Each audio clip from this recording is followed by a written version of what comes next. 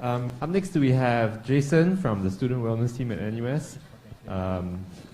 He works with the student support managers like me very much, so this is important, so I would really encourage you to hang around and hear what he has to say. Yeah, Jason, over to you. Right, so, okay. Yeah, hi, so my name is Jason. I'm a counselor by training and I work at the Student Wellness section under the OSA office. So this is a very chill sharing, so you can just take it easy. All right. Now, maybe we're just going to begin by considering this question up on the screen. You know, what do you think are the top 3 stresses that are faced by NUS students? Just take some time to kind of think about it. If you are brave enough to shout it out, please do as well. So typically when I do this, it always becomes rhetoric. But yeah, so the top 3 stresses are, in order of importance, academic, career, and then group project. Right. So academic, I think it's a common thing, right? Because you're all here to boost up your GPA and you know get the best grades that you can. But with every expectation that you set for yourself, what follows closely behind is stress. So that's a given. Career, of course, again, self-explanatory. All of you guys are here in a transitionary phase, right? You're not going to be here forever. And so eventually when you finish your candidature and you have to graduate, there will come a time where you need to, you know, apply for jobs and pivot yourself out of this place, right? And I think that can be quite stressful as well. All right, landing a job in this economy. Group project is the last point. That's not inherently stressful per se, but the idea here behind group project is that if you, when you are, you know, come alongside individuals coming from different walks of life, different expectations, sometimes that can be stressful, having to work with people that is so different from you. So that gives rise to a lot of stress. I think recently there was a Mothership article about this individual who rented about another group project mate. Right? Okay, so according to the most recent Student Life and Wellness survey done last year, some of the respondents, basically your seniors, they reported these statistics. So 58% said that they had some form of anxiety symptoms, and 31% said that they had some kind of depressive symptoms. Now, this does not mean that they have anxiety disorders or depression in the clinical diagnosed sense. But what this just means is that, you know, any kind of anxiety or depression is not just categorical, meaning to say that you don't need to be diagnosed before you are struggling with something along this line. So it's really important to be aware that quite a high percentage of your seniors, and I bet you guys in time to come will experience something like that. Now, just for this presentation, just to make it clear, because words like anxiety and depression have entered our common vernacular such that it becomes almost diluted. So one way to understand it, if you're not going to major in psychology, is that people who are inclined to, I suppose, fixate on the future, where the future is by definition unknown and ambiguous, they tend to you know, then have a lot of worries about the uncertainty of the future, a lot of anxiety about it. So they are more inclined towards developing anxiety symptoms. And the flip side, or the cousin of it, is the reverse, right? If you find yourself that you gravitate towards being fixated on the past, where the past has already been cast in stone, and you can't do anything about it, then by definition, you may struggle with things like guilt, self-blame, regret, you know, yada yada. So, okay, so if and when down the line in your 3 to 4 years at FESF in NUS, you find yourself dealing with some kind of chronic stress, or you have certain issues that you want to talk to somebody about, what can you do? Right, so enough of hearing me talk. The next slide is just a short clip that we've done up for you, and just sit back, don't sleep, right, and just enjoy it. Thank you. Welcome to NUS. Hey, I'm Taylor. You're 200 years student. I had a great time in year 1. But to be honest, it wasn't always easy. Instead, there were some challenges along the way, and I learned that prioritizing my wellness was important. I want to share some tips with you so that you too can better manage your NUS student life. At first, adjusting to university life is challenging. This fast-paced environment, juggling between boss, group work, and making friends was overwhelming.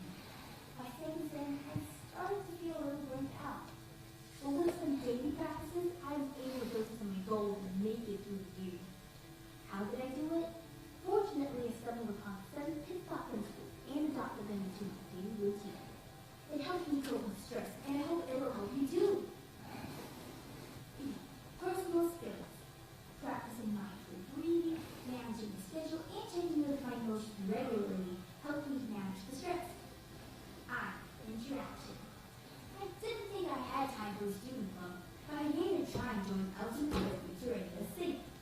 I finally made some close friends, and this awesome lunch became a support throughout the entire year. Tea. Time out.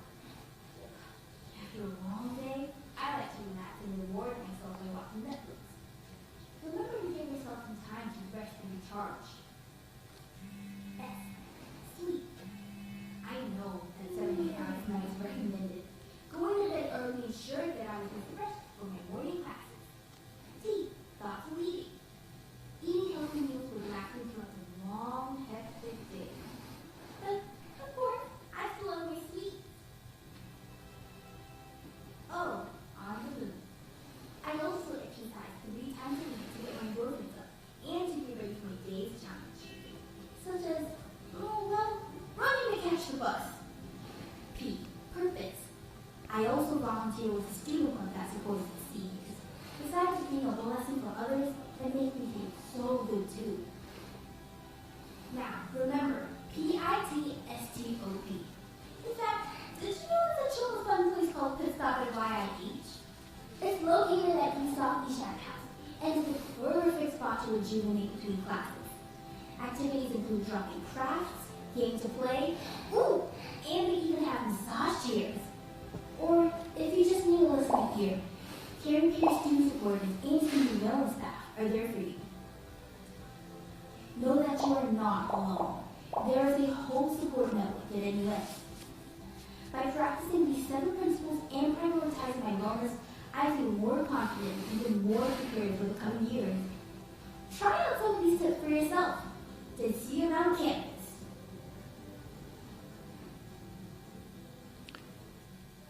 Right, so I hope you guys enjoyed the short video clip. I'm just going to take some time to just go through again with a little more depth about what each of the 7 pit stop principles are. Hopefully you have some takeaway. So the word pit stop, it's a play on the word, right? It's actually an acronym standing for 7 aspects of self-care.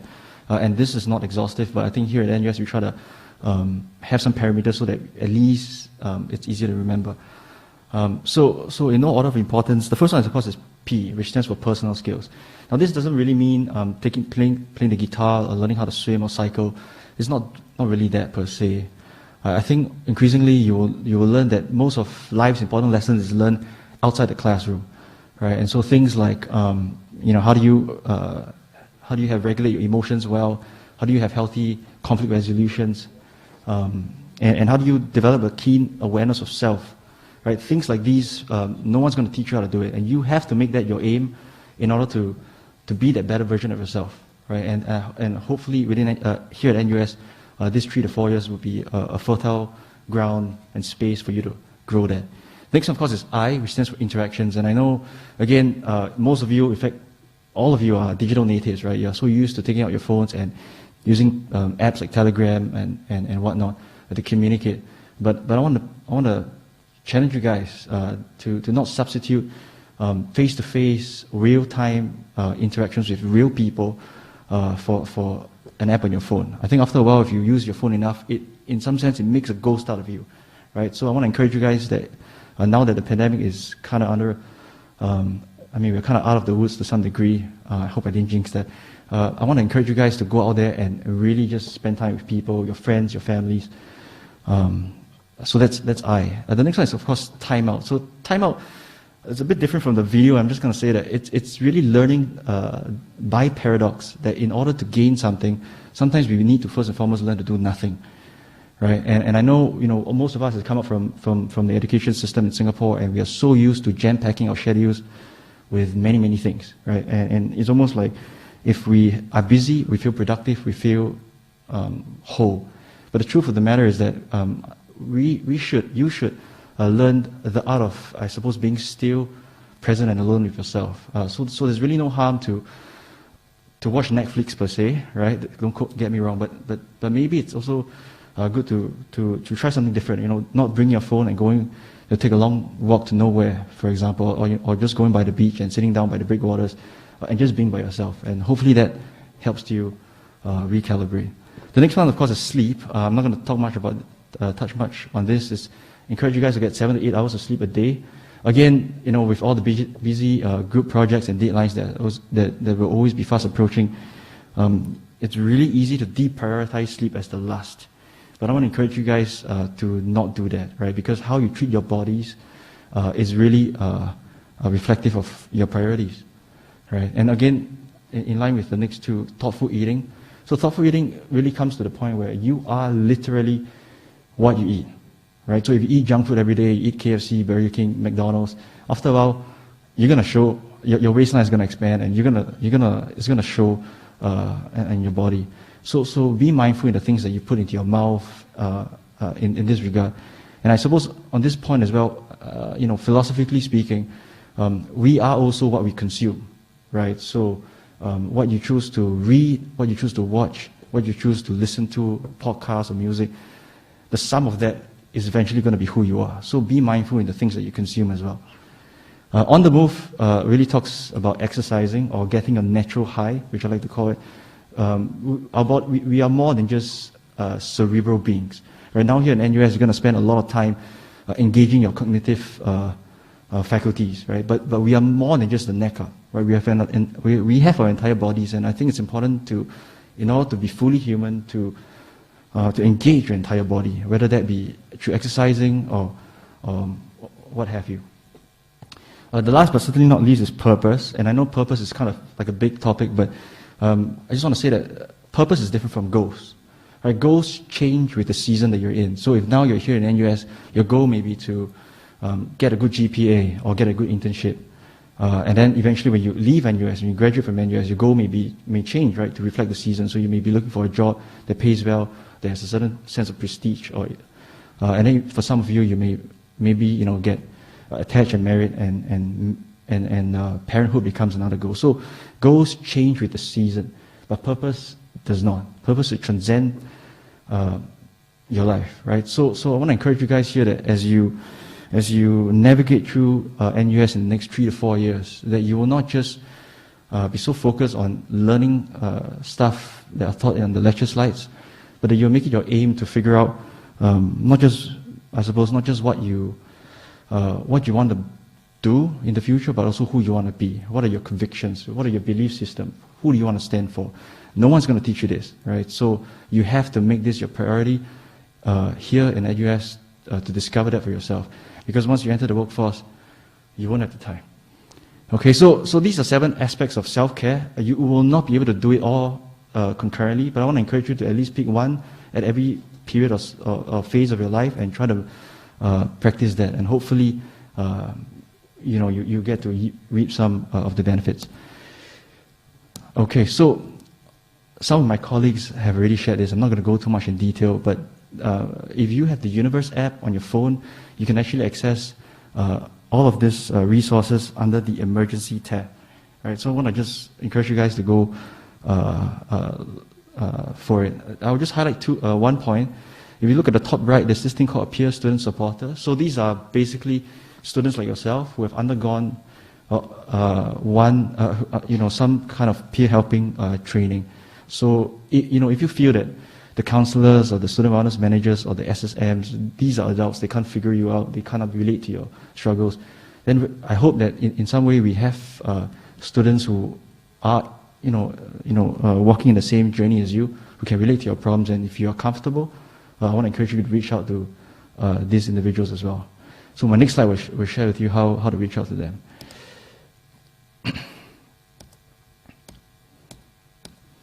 Right, so on the left, that's where I come from, and I was briefly talking about the peer student supporters. So if you look on the right, there's this thing called a pit stop. Now, just now the video is not accurate. We don't have the pit stop anymore at the Yusof Ishak House because it's going to undergo some renovation. So you can find a pit stop at science faculty just above the canteen. Right, it's free. As long as you're an NUS student, you can have free access to that place every day. Right. So I want to encourage you guys to go there because there will be peer student supporters who are always on duty And if you go there just to use the massage chairs or use the switch, that's fine. But if you really need to talk to somebody, and sometimes you know that it's easier to talk to a stranger than to a friend, paradoxical as that may seem, please go and reach out to the PSS. All right? Okay, so I won't go through that. You guys are digital natives, so you can just Google this. Right, so I've come to the end of my presentation. I just want to re-emphasize again that don't wait until it's too late. Make sure that you are able to prioritize self-care. But if and when it does get too overwhelming, then please do reach out to any of the resources that was covered earlier on. Okay? That's all. Thank you. There are no more brochures because it's given out, but yeah, thank you very much for your time. Cheers. Thank you very much, Jason. Thank you all for your patience. We have one last person to go. Suyan from NUS Libraries is going to be sharing with us a little bit about some of the resources that you can rely upon during your time here in NUS. Hey, hi everybody. Yes, I know it's coming to lunchtime. I'm really hungry myself. So, yes. So I'm just going to go through very, very quickly with you about things that you may need during your journey here in NUS, because you will need to do assignments, you need to take exams. So we are going to tell you how the library can help you in finding information, resources, and past year exam papers, and more. So NUS Libraries actually is made up of a network of libraries located on the two campuses. The Bukit Timah campus has the law library, and we also have several other libraries here distributed throughout the different faculties. There will be some changes in the coming 1 to 2 years, as the medical and science library will be joining up. So the science library right now is in sort of like half open state. A lot of the collection has been shifted. Hon Sen Memorial Library is the next nearest library other than Central Library to here. It's just down the hill towards Haymaking Terrace. And that one is going to open, I think, sometime in September after renovations are done. So do keep a lookout for these other libraries. I would recommend the music library if you want a very quiet space, because the music students don't use it very much. So it's great for studying if you want peace and quiet. Okay, now what do you need to get into the NUS libraries? Please bring along either your physical student card. I keep my staff card on the lanyard because I can't afford to lose it.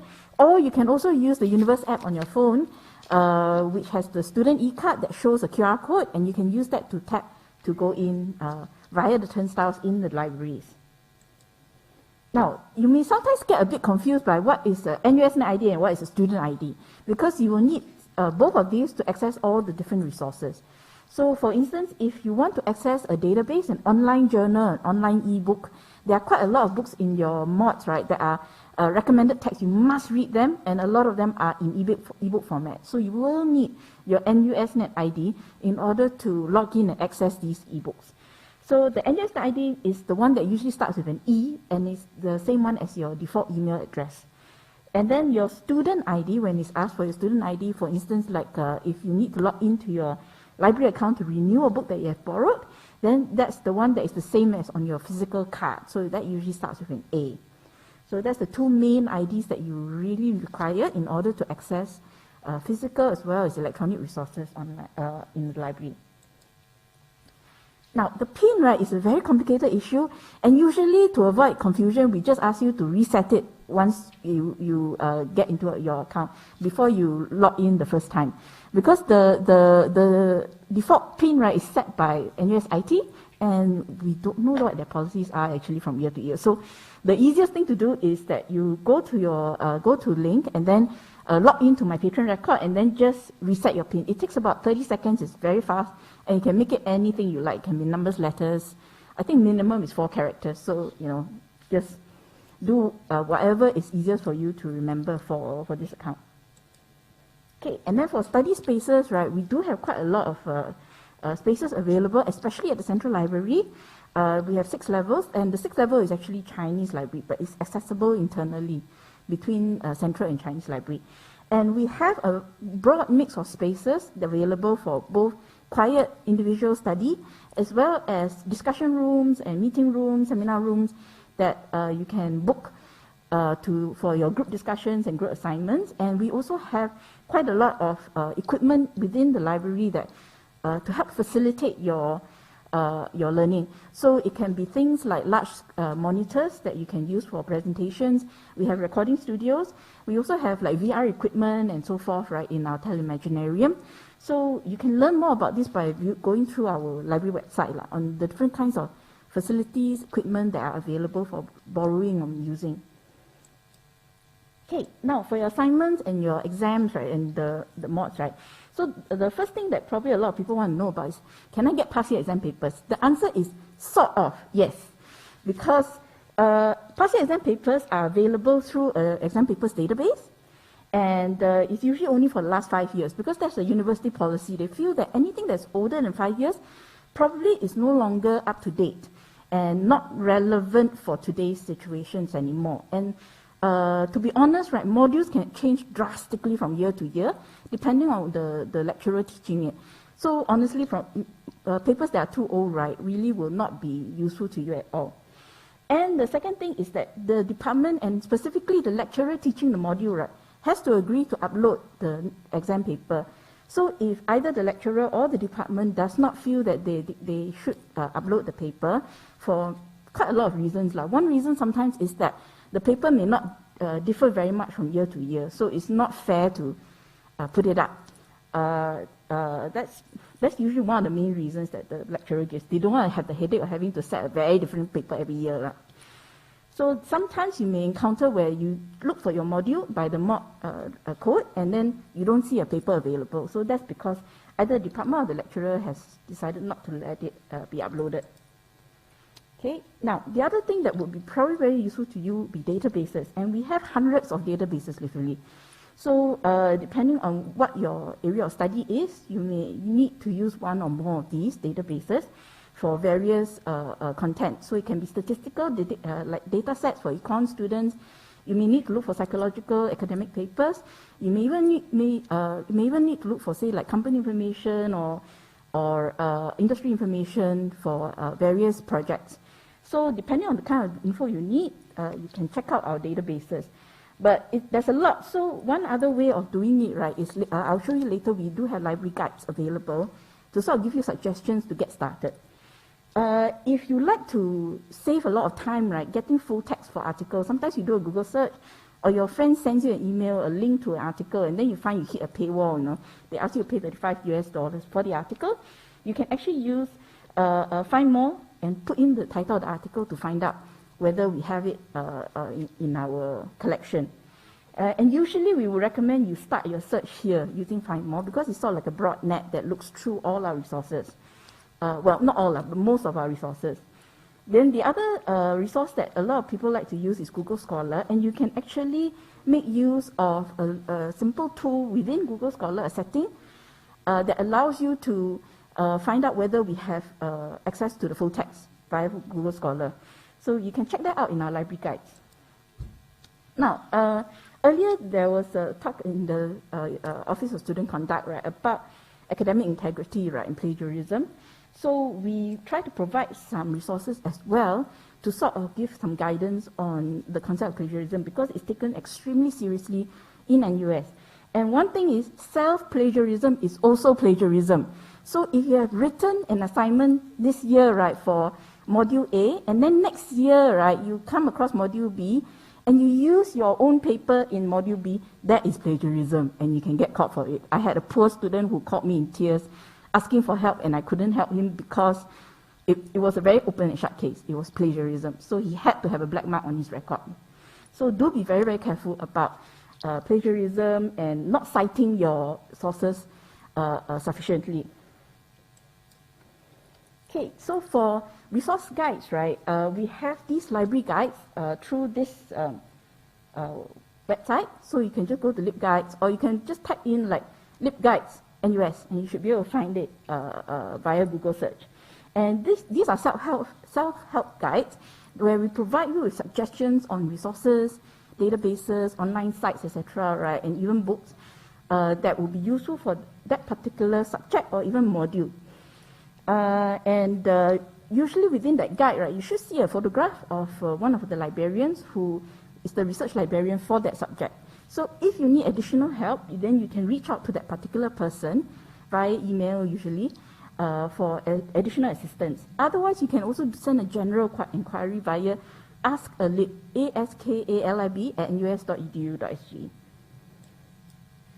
Okay, so if you'd like to take a look at this, what a library guide looks like, you can also try out this QR code.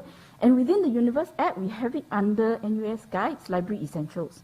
So you can have a quick look to see the kind of resources, overview of the kind of resources that we have available. Okay, and as I mentioned earlier, right, we have in Google Scholar something called Find It NUS Library, so you can figure out very quickly how to set this up. It takes less than a minute. Then Proxy Bookmarker is also something that is very, very useful.